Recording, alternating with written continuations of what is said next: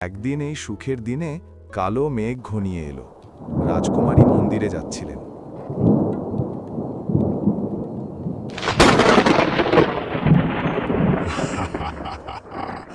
আজ আমার কপাল খুব ভালো। বনের মাঝে এমন নরম তুলতুলে রাজকুমারী। আজকের ভোজনটা খুব জমজমাট হবে। খবরদার রাক্ষস, এক পাও এগোবে না। রাজকুমারীর গায়ে হাত দেওয়ার আগে তোকে আমার মুখোমুখি হতে হবে। এই পুচকে জোনাকি পোকা আবার আমাকে ভয় দেখায়।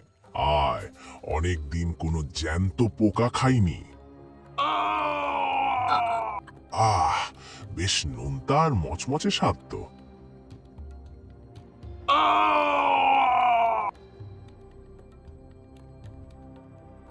উফ, কি বিশ্রী গন্ধ এখানে।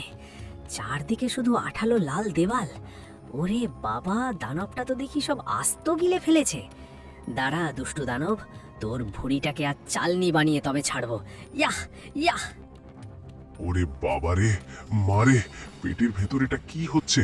মনে হচ্ছে হাজারটা মৌমাছি একসাথে হুল ফুটাচ্ছে। আমার ভুঁড়িটা ছিঁড়ে যাচ্ছে। কে যেন ড্রিল মেশিন চালাচ্ছে পেটের ভেতর। এই তো সবে শুরু। আরো খোঁচা খাবি নাকি পালাবি? এই নে, আরো